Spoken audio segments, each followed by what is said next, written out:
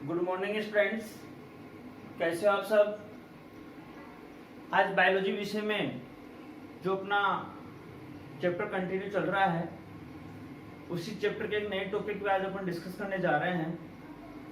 और आज का अपना टॉपिक रहेगा लिंग संलग्नी वंशागति।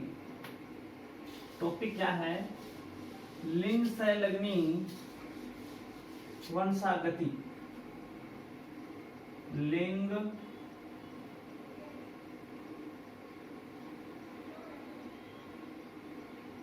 संलग्नी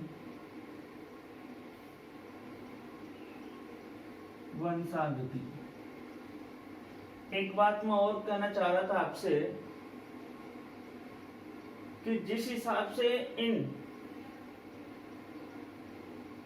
सब्जेक्ट में जो टॉपिक आपके हुए हैं, अपने सब्जेक्ट में जो टॉपिक हुए हैं उनका और इन छुट्टियों का जैसा सदुपयोग आपको करना चाहिए था उस प्रकार का सदुपयोग नहीं कर रहे हैं।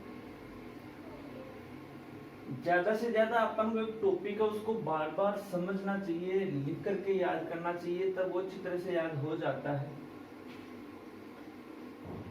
और मैं जहां तक मानता हूं कि जो मेहनत पढ़ाने वाले कर रहे हैं यदि उतनी मेहनत स्टूडेंट कर लें उसका 50% भी तो एक बहुत अच्छी बात होगी, लेकिन ऐसा नजर नहीं आ रहा है। फिर भी कुछ स्टूडेंट काफी अच्छी मेहनत कर रहे हैं। तो अपना टॉपिक है लिंग संलग्नी वंशागति। थोड़ा सा अपने इसको नाम से पकड़ते हैं, लिंग संलग्नी वंशागति। यानी आपने देखा होगा अब तक अपन एक चीज पढ़ी है कि टोटल जो गुणसूत्र होते हैं उनको अपन ने डिवाइड किया है हेटेरोसोम, यानी अपन बात कर रहे हैं कि उनको अपन अलिंग सूत्री और लिंग, दो प्रकार के गुणसूत्र हैं, अलिंग गुणसूत्र और लिंग गुणसूत्र।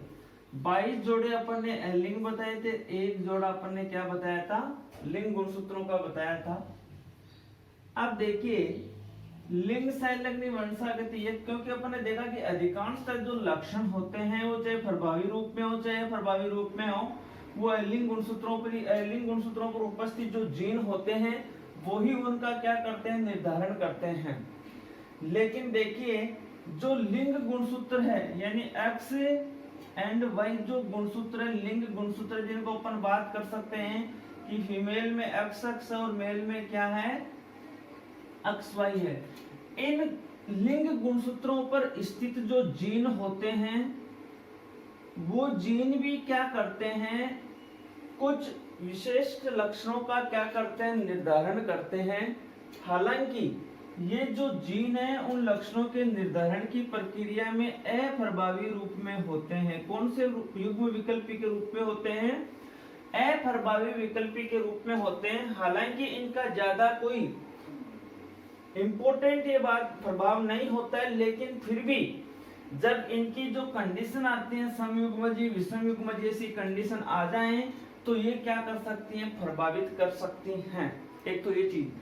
और इनमें मुख्य रूप से देखना होगा कि जो अक्ष गुणसूत्र होता है उस पे ऐसे जीन ज्यादा पाए जाते हैं जो अनेक लक्षणों का निर्धारण करने वाले जीन होते हैं, और वाई गुणसूत्र पर क्या पाए जाते हैं? कम पाए जाते हैं। आपको वैसे भी पता होना चाहिए कि वाई गुणसूत्र पर सबसे कम संख्या में जीन पाए जाते हैं और सबसे ज्यादा जीन पाए जाते हैं गुणसूत्र नंबर 1 पे पाए जाते हैं। ये देख लीजिए लगभग 3000 जीन पाए जाते हैं किसके ऊपर?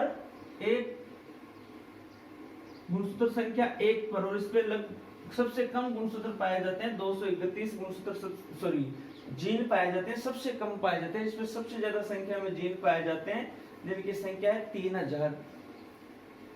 अब देखिए अक्ष गुणसूत्र क्या करता है? अनेक प्रकार के लक्षणों का निर्धारण करता है जो इसके कारण क्या अनेक रोगों के लक्षण भी प्रकट करने के लिए क्या है? ये उत्तरदायी है। तो लिंग संलग्नी वंशागति का सीधा का मतलब यही हुआ कि लिंग गुणसूत्रों पर उपस्थित जो जीन हैं वो क्या करते हैं? जीन अनेक लक्षणों का वंशागतिक रूप से पीढ़ी दर पीढ़ी क्या होते हैं, उनके प्रभावियां उत्पन्न होने के लिए क्या है, उत्तरदायी हैं। तो अपन इसको कह सकते हैं लिंग संलग्नी वंशागति कहते हैं। लिंग संलग्नी वंशागति के बारे में सबसे पहले स्टडी करने वाले साइंटिस्ट तो मॉर्गन थे, और मॉर्गन ने अपना एक्सपेरिमेंट किस पे किया था, ड्रोसोफिला पे किया था। लेकिन बात अपन मानव की करते हैं तो एक साइंटिस्ट थे फ्रांसिस गाल्टन।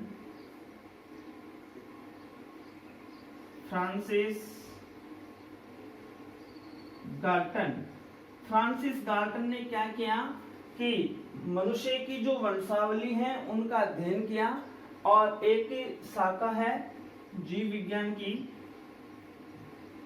सुजननिकी, जिसको वैसे बोला जाता है यूजेनिक्स। वैसे ग्रीक लैंग्वेज का वर्ड है, जिसका ग्रीक लैंग्वेज में वर्ड का मतलब होता है टू बोर्न, यानी जन्म से होता है। सुजननिकी यानी वह शाखा है जीव विज्ञान की जिसके अंतर्गत अध्ययन किसका होता है कि जो वंशानुगतिक जो लक्षण होते हैं, पीढ़ी दर पीढ़ी संचित होने वाले जो लक्षण होते हैं, जनकों के कौन से लक्षण पीढ़ी दर पीढ़ी संचित हो रहे हैं, कौन सा प्रमुख रोग है वो जनकों से संततियों में संचरित हो रहा है, और कौन सा अपन को इस विषय में सुधार करना है, जिस जो जीन को इफेक्टेड करते हैं उस जीन्स में कैसे सुधार करके अपन इसका निदान कर सकते हैं। ये सभी प्रमुख अध्ययन कौन सी शाखा के अंतर्गत किए जाते हैं, सुजननिकी बोल दीजिए चाहे यूजेनिक्स बोल दीजिए आप, ठीक है। तो फ्रांसिस गाल्टन को वैसे बोला जाता है तो वंशावली जो विश्लेषण है, जो जनकों से संततियों में जो लक्षण होते हैं, कौन से रोग के लिए उत्तरदायी है, किस प्रकार से रोग कर सकते हैं, कैसे अपन उनका निदान कर सकते हैं, इन सब बातों का अध्ययन किसके अंतर्गत होता है, सुजननिकी के अंतर्गत होता है। तो सुजननिकी, आप इस बात को थोड़ा सा ध्यान में रखना, फ्रांसिस गाल्टन के बारे में भी ध्यान में रखना।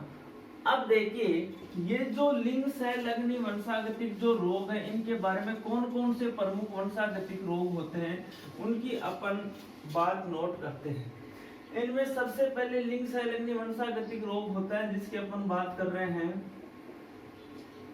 जिसको अपन कहते हैं वर्णांधता, यानी कलर ब्लाइंडनेस की बात अपन करते हैं, वर्णांधता की बात करते हैं। अब कलर ब्लाइंडनेस की बात करते हैं, वर्णांधता की बात करते हैं, तो इसके अंतर्गत ये सबसे पहले तो आपको यही पूछेगा कि किस प्रकार का रोग है, तो ये कौन सी है, लिंग संलग्नी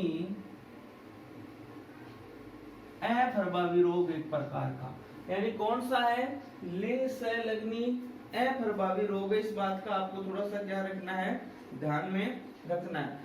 इस में क्या होता है, इस रोग में लक्षण अपन को क्या दिखाई देते हैं वो बात मैं आपको बता देना चाहता हूं। और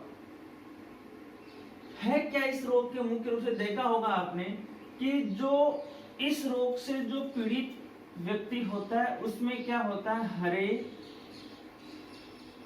और लाल रंग में वो क्या नहीं कर पाता है, विभेद नहीं कर पाता है।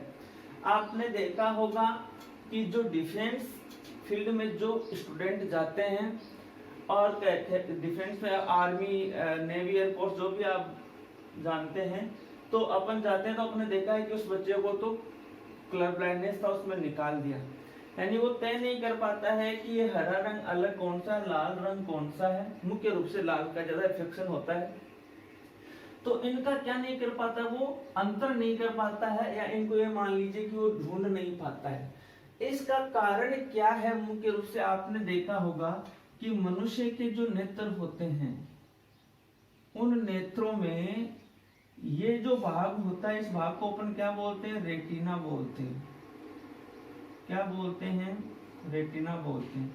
और कोई भी वस्तु जब इस कॉर्निया भाग से जो किसी वस्तु से निकलने वाली किरणें प्रविष्ट होंगी तो वो जाकर के एक प्रतिबिंब कहाँ बनाएंगी, रेटिना पे बनेगा।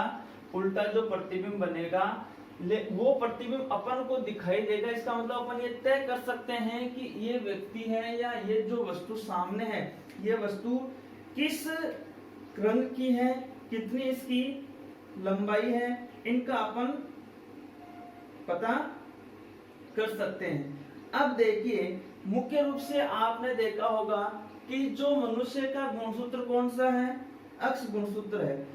अक्ष गुणसूत्र पर क्या होता है, जो जीन पाए जाते हैं, कौन से गुणसूत्र पर, अक्ष गुणसूत्र पर। अक्ष गुणसूत्र पर जो जीन पाए जाते हैं वो यहाँ जो रंग भेद करने वाली कोशिकाएं होती हैं, जिनको अपन बोल देते हैं रंगा कोशिकाएं। कौन सी कोशिकाएं होती हैं, रंगा कोशिकाएं होती हैं। दो प्रकार की कोशिकाएं, एक तो होती है शंकु होते हैं और एक होते हैं शलाकाएं। शंकु रंग भेद के लिए उत्तरदायी होते हैं और शलाकाएं होती हैं वो क्या करती हैं, मुख्य रूप से अपन को कि दिन है या रात है, मतलब ये मान लीजिए कि दृष्टि ज्ञान, दृष्टि ज्ञान के लिए क्या होती है, शलाकाएं उत्तरदायी होती हैं। आप देखिए रंग भेद करने वाली जो कोशिकाएं हैं, रंगा कोशिकाएं शंकु है, या अपन इसको ये कह सकते हैं कि ये क्या है, कोन है। तो इस अक्ष गुणसूत्र पर पाए जाने वाले जो जीन होते हैं वो रंगा कोशिकाओं के निर्माण के लिए क्या होते हैं, उत्तरदायी होते हैं। यानी कौन से लक्षणों का निर्धारण करते हैं, रंग भेद करने वाली कोशिकाओं के लक्षण रूपी निर्धारण को क्या करते हैं, सहायक है। लेकिन जब इसका ये तो प्रभावी रूप तो ये है, लेकिन यदि अप्रभावी रूप यहाँ पे आ जाए, कौन सा रूप आ जाए, अप्रभावी रूप यहाँ पे आ जाए युग्म विकल्पियों में से, तो अप्रभावी रूप के कारण अब वो जो जीन है वो क्या नहीं होने देंगे, यहाँ पे इन शंकुओं का निर्माण नहीं होने देंगे, और शंकुओं का निर्माण नहीं होने देंगे तो जो व्यक्ति है उसमें क्या नहीं होगा, वो रंगों का भेद नहीं कर पाएगा। यानी उसके सामने सीधी सी बात है कि लाल रंग का व्यक्ति हो, चाहे लाल रंग के कपड़े वाला व्यक्ति हो, चाहे हरे रंग का हो, चाहे कोई कलर हो, उनमें वो रंग विभेद नहीं कर पाता है। क्या नहीं कर पाता है, रंग विभेद नहीं कर पाता है कि ये कौन सा रंग है, कौन सा रंग नहीं है।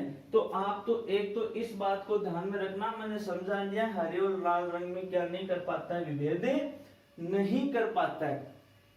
गुणसूत्र कौन सा है, अक्ष है।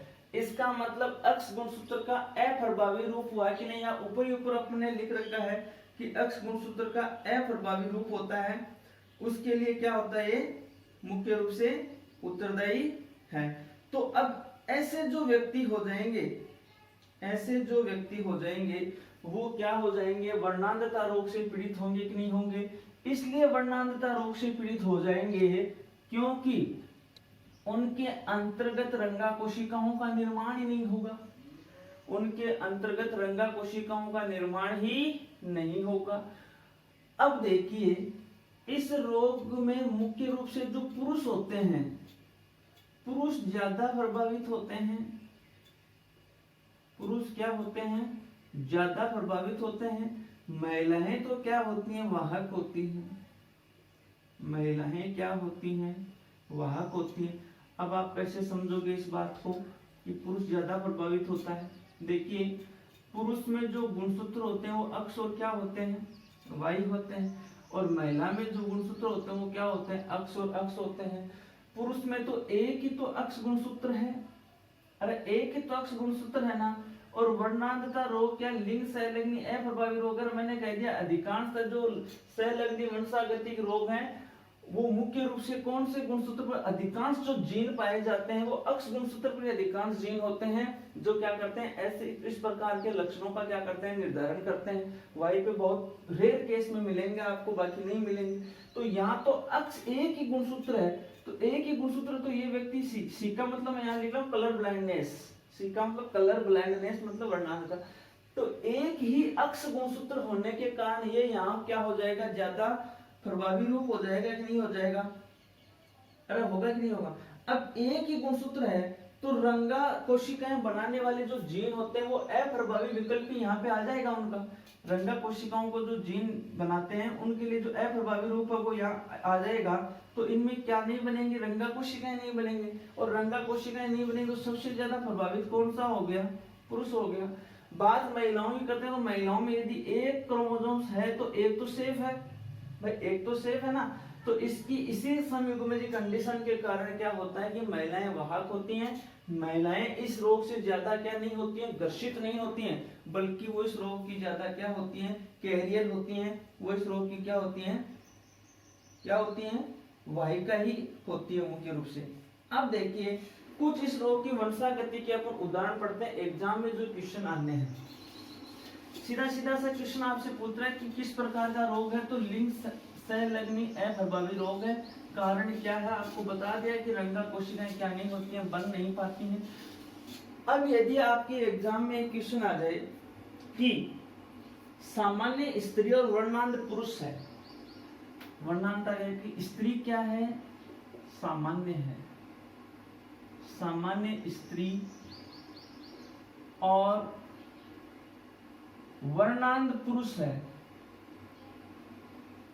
इन दोनों की शादी हो जाती है, सामान्य स्त्री और वर्णांध पुरुष की शादी हो जाती है, तो इनसे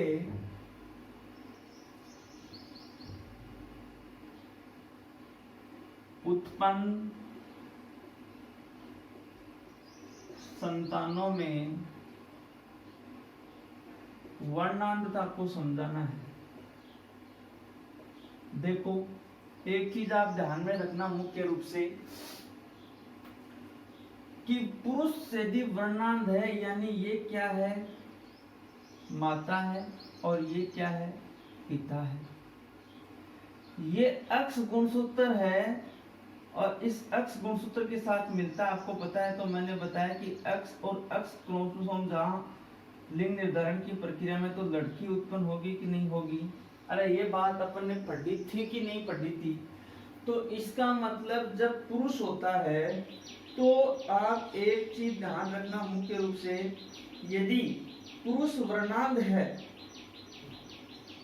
क्वेश्चन क्या है कि पुरुष वर्णांध है, तो इसका सीधा का सीधा जो लक्षण होगा, इसका मतलब ये जो लक्षण होगा वो किसमें संचरित होगा या नहीं होगा।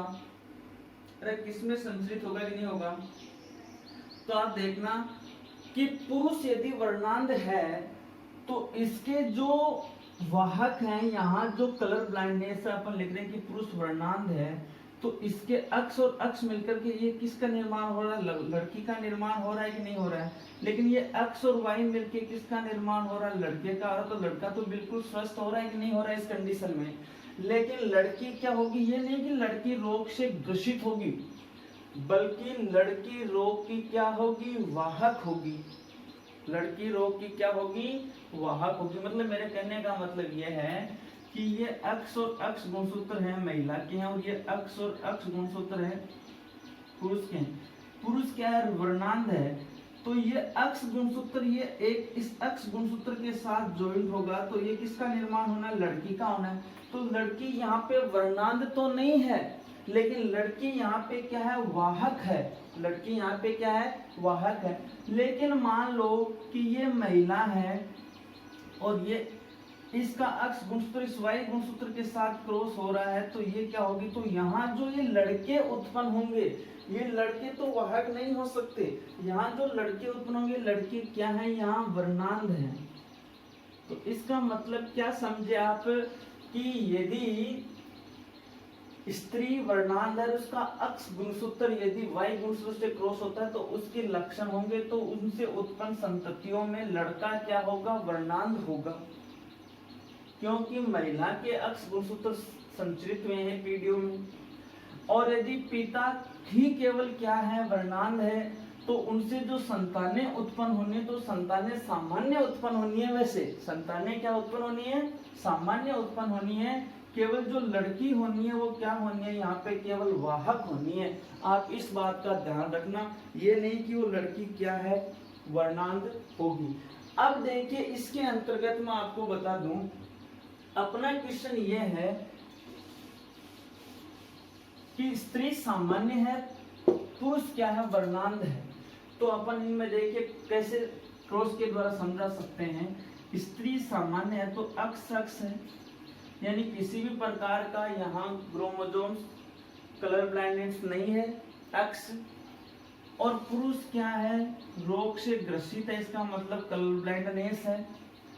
अपन जब इनको सबसे पहले गैमेट्स में डिवाइड करते हैं तो इसको भी गैमेट्स में डिवाइड किया, और इधर आप देख रहे होंगे कि इसको भी अपन ने गैमेट्स के रूप में क्या किया है, डिवाइड किया है। ये एक्स गुणसूत्र इसके साथ क्रॉस हो रहा है तो एक्स और ये स्थिति होगी, ये यहाँ पे तो एक्स और वाई, और ये एक्स और एक्स और ये एक्स और वाई। यानी आप यहाँ क्या रिजल्ट निकाल रहे हो, मैंने कहा कि लड़की रोग से ग्रसित नहीं होती है, महिला हमेशा महिला रोग की वाहक होती है। रोग को एक पीढ़ी से दूसरी पीढ़ी में संचरित करने वाली होती है महिला। अब देखिए यहाँ पे कि सामान्य स्त्री है और पुरुष क्या था, वर्णांध था। तो इनसे जब उत्पन्न संतानों में अपन वर्णांधता को समझा रहे हैं, तो यहाँ जो लड़के उत्पन्न होने वो बिल्कुल क्या है, वो स्वस्थ हैं, वो किसी भी प्रकार से रोग से क्या नहीं है, ग्रसित नहीं है। वाहक तो होते नहीं, होते तो ये क्या होते, ग्रसित होते। लेकिन जो लड़कियां उत्पन्न हो रही हैं वो लड़कियां क्या है, इस रोग की मुख्य रूप से क्या है, वाहक हैं, वर्णांध। ये कौन सी कंडीशन हो रहा है, जब सामान्य स्त्री है और उसका विवाह किससे हो रहा है, वर्णांध पुरुष के साथ हो रहा है। तो आप ये बात जरूर ध्यान में रखना मुख्य रूप से कि इस कंडीशन में क्या होता है। अब आप इस बात को देखिए मुख्य रूप से कि इसके अंतर्गत आपको क्या मिला कि वर्णांधता का जो लक्षण है वो आगे की पीढ़ियों में संचरित हो सकता है। कैसे, देखिए मैं आपको एक बात बता दूं। अब ये यहाँ पे लड़की है, ये दो जनक हैं, पेरेंट्स हैं, इनसे उत्पन्न यहाँ पे ये एक लड़की है और इस लड़की का विवाह है। ये क्या है, रोग की वाहक हुई कि नहीं हुई। इस लड़की का विवाह है एक सामान्य पुरुष के साथ कर दें अपन, तब देखना। अब मैं यहाँ इस लड़की को यहाँ से ले रहा हूं, ये हो गया एक्स और एक्स वाहक हुई, और इसकी शादी कर रहे हैं सामान्य जवाई जी से कर रहे हैं। जवाई जी बिल्कुल क्या है, सामान्य है। अब देखिए यहाँ पे एक्स और ये एक्स, एक्स और ये हुआ कि नहीं हुआ। ये एक बच्ची है, ये बिल्कुल क्या है भाई, स्वस्थ है, और ये लड़का क्या है, स्वस्थ है। लेकिन यहाँ देख लीजिए ये बच्ची भी इनसे क्या हो रही है, वाहक हो रही है, लेकिन ये लड़का क्या है, रोग से ग्रसित हुआ कि नहीं हुआ। ये लड़का यहाँ पे रोग से ग्रसित हुआ कि नहीं हुआ। सबसे पहले समझो, स्त्री सामान्य थी, वाहक भी नहीं थी, पुरुष क्या था, वर्णांध था। हमने जब उनका विवाह हुआ तो उनसे जो संतानें उत्पन्न हुई, उन संतानों में हमने देखा कि लड़कियां क्या हुई, वाहक हुई, लड़की बिल्कुल क्या हुए थे, स्वस्थ हुए थे। समझना मेरी बात को। दूसरी कंडीशन में, अब जो लड़की थी, बड़ी वाली लड़की, यही मान लो आप, ये बड़ी वाली लड़की थी, तो इसका विवाह सामान्य जवाई से किया, सामान्य लड़के से किया जो रोग से ग्रसित नहीं था। तो उसके साथ जब इसकी शादी हुई तो इनसे जो संतान उत्पन्न हुई, मतलब ये क्या, ये नाना नानी है ना, अरे नाना नानी हो गए ना, नाना नानी के ये क्या हो गए, दोहितिया हो गई। तो ये जो दोहिता हुआ वो क्या हुआ भाई, रोग से, अरे रोग से ग्रसित हुआ कि नहीं हुआ। और ये एक दोहिती रोग की क्या हुई, वाहक हुई। अब मान लो इस दोहिती की आगे शादी करेंगे, मान लो वो सामान्य लड़का होगा, तो वही कंडीशन कंटिन्यू चलेगी कि नहीं चलेगी। लेकिन यदि वो रोग से ग्रसित हो तब वो सिचुएशन अपन अलग बात करेंगे। अब यहाँ एक चीज आप ध्यान में रखना, आपने इस पूरे के पूरे एक्सपेरिमेंट से आपने कौन से बिंदु को मुख्य रूप से समझा, इस बात को आप थोड़ा सा ध्यान दें। देखिए कि जो रोग हो रहा है, जो रोग संचरित हो रहा है, वो कैसे संचरित हो रहा है। यहाँ देखिए इस और इसके अंतर्गत लड़की रोग की वाहक थी, लड़की रोग की वाहक थी कि नहीं थी। इस लड़की फिर यहाँ से, तो इस लड़की ने किसमें संचरित किया, उत्पन्न होने वाले संतानों में लड़का क्या हो गया, रोग ग्रसित हो गया नहीं हो गया। तो यहाँ देखिए इस पुरुष से, गर्सित पुरुष से ये जो वर्णांधता वाले जीन है वो किसमें हुए, लड़की में संचरित हुए, और यहाँ से इस लड़की से किसमें हो गए, लड़के में हो गए। तो ऐसी वंशागति को बोलते हैं क्रिस क्रॉस वंशागति। कौन सी वंशागति बोलते हैं, क्रिस क्रॉस वंशागति बोलते हैं। तो आप इस बिंदु से कौन से महत्वपूर्ण पॉइंट को पकड़े हो कि आपको ये बात ध्यान में रखनी है कि इस प्रकार से वर्णांधता के क्या होते हैं लक्षणों की वंशागति कंटिन्यू पीढ़ियों में चलती रहती है। ये अपना एक इसका एग्जाम्पल था, बाकी नेक्स्ट एग्जाम्पल